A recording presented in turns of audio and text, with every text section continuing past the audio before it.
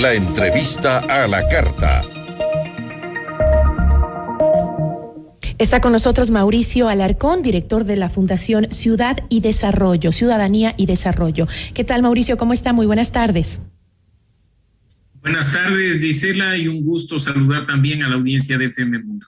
Muchísimas gracias. Mauricio, los nuevos legisladores llegaron en mayo con la idea de recuperar la credibilidad en el órgano legislativo que estaba por los suelos. Los 100 primeros días fueron motivo incluso de felicitaciones entre los mismos asambleístas. El legislativo destacó que se han tramitado 11 proyectos de ley, se han aprobado 31 en el Consejo de Administración Legislativa, pero más allá de estos números, los 100 días se han visto marcados o empañados, digamos, por polémicas que terminan golpeando una vez más la imagen de la Asamblea, empezando por las dificultades primero para nombrar a sus autoridades hasta el último escándalo que lo protagonizó la vicepresidenta Bella Jiménez.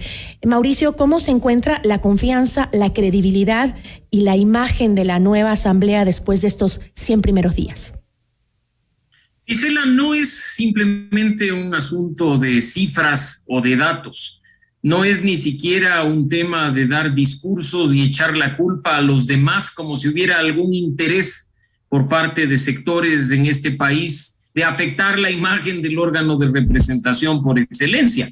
Los hechos hablan por sí solos e incluso durante esta primera etapa de la Asamblea Nacional hemos visto un récord de transfugismo que ni siquiera se registró en los periodos anteriores. Antes de que la propia Asamblea se instale e inicie su trabajo el pasado 14 de mayo, ya la segunda bancada, la de Pachacutic, perdía a uno de sus legisladores diciendo que efectivamente ni siquiera su criterio era tomado en cuenta por sus compañeros. No se diga lo que hemos visto en el sentido de bajas en el bloque del Partido Social Cristiano, en el mismo Pachacutic, en el bloque de UNES o incluso en la izquierda democrática.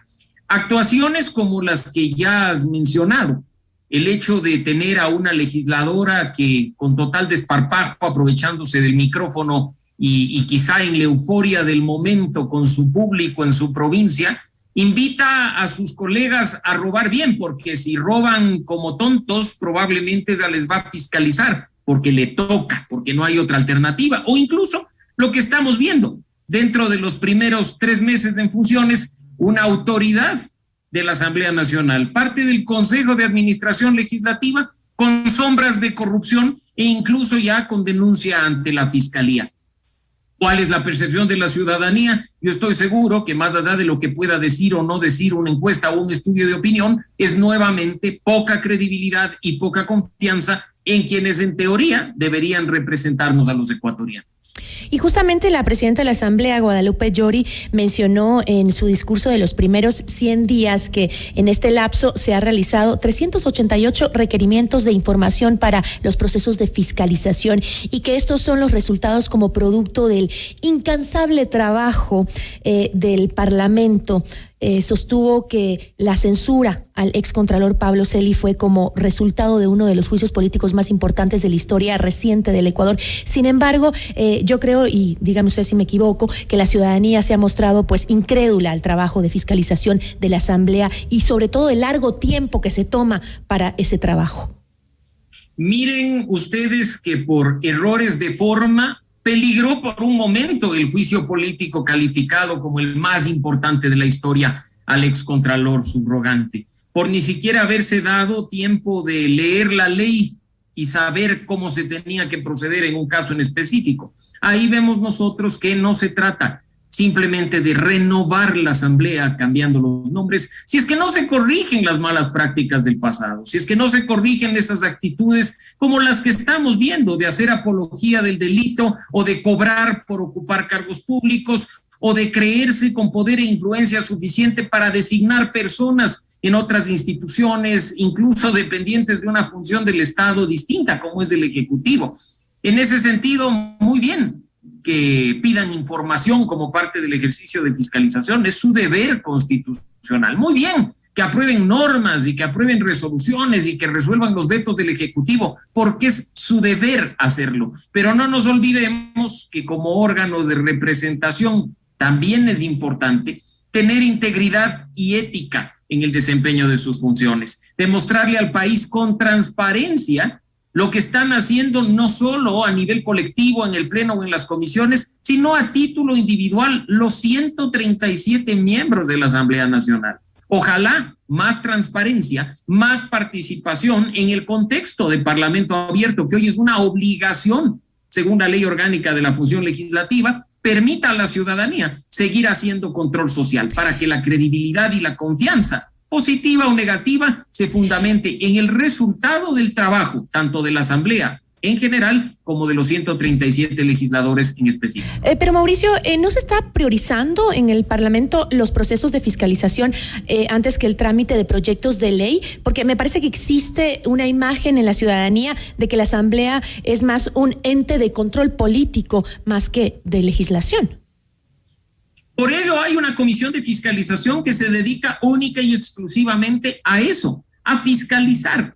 Y si queremos ver como que fuera mucho trabajo el tema de los juicios políticos, durante los 100 primeros días se han presentado 4 solicitudes, 2 en contra de Pablo Celi, que ya está el tema resuelto, y 2 en contra del defensor del pueblo Freddy Carrión Intriago, que están por resolverse. Una carga enorme, de ninguna forma. Y pues, como he dicho, hay una comisión que trabaja específicamente en el tema, cuando las demás tienen la obligación de estar enfocados en la producción legislativa. Y por supuesto, este rato con los 100 días nos dan una cifra que parece que casi que no hubieran tenido descanso y que se han pasado legislando, pero habrá que ver de esas leyes que se menciona cuántas ya estaban en su etapa final y únicamente tenían que resolverse, por ejemplo, respecto de los vetos del Ejecutivo, como efectivamente pasó con varias de ellas. Ahora empieza lo bueno. Ahora vamos a ver si es que la Asamblea Nacional efectivamente se va a enfocar en esa agenda legislativa que se construyó de manera colaborativa entre los distintos sectores representados al interior del órgano legislativo y sobre todo que se dé prioridad a aquellas normas que de manera urgente requiere el país para la reactivación económica, para la mejora de las condiciones laborales. Evidentemente hay un debilitamiento de las fuerzas políticas al interior de la Asamblea Nacional. ¿Esto ha afectado? ¿Logrará Guadalupe Llori cumplir su tiempo en la presidencia del Legislativo, aun cuando se ha mostrado un debilitamiento también en los bloques de Pachacutic y la Izquierda Democrática, que eran los fuertes y unidos, pues lograban un buen equipo? La presidenta de la Asamblea fue elegida para un periodo fijo y tiene que desempeñar su trabajo durante ese tiempo establecido en la ley. No se trata acá de que por el cambio de fuerzas al interior de la Asamblea Nacional se piense siquiera en la posibilidad de modificar el órgano de administración legislativo, las autoridades de la Asamblea Nacional. Por supuesto, hay una que, como ya lo hemos mencionado, está bajo sospecha de corrupción, cuyo tema se tramitará, incluso de lo que tengo entendido, en las próximas horas al interior del CAL, y pues ese será un caso en específico, pero que más bien nadie piense en desestabilizar o en generar conmoción al interior del CAL para cambiar a la presidenta de la Asamblea. Por el contrario, incluso las críticas que durante todo este tiempo se han venido haciendo desde sociedad civil o desde la propia Asamblea Nacional, desde distintos sectores, sean tomadas de manera constructiva. Aquí nadie está para desestabilizar a la presidenta de la Asamblea o a la Asamblea Nacional propiamente dicha. Estamos para corregir y hacer que la Asamblea ocupe el lugar que le corresponde, de tal forma que pueda trabajar en leyes, que pueda fiscalizar a las autoridades políticas y no pierda, entre comillas, el tiempo en dimes y diretes de contrataciones de vehículos de alta gama o conociendo casos de corrupción de sus miembros.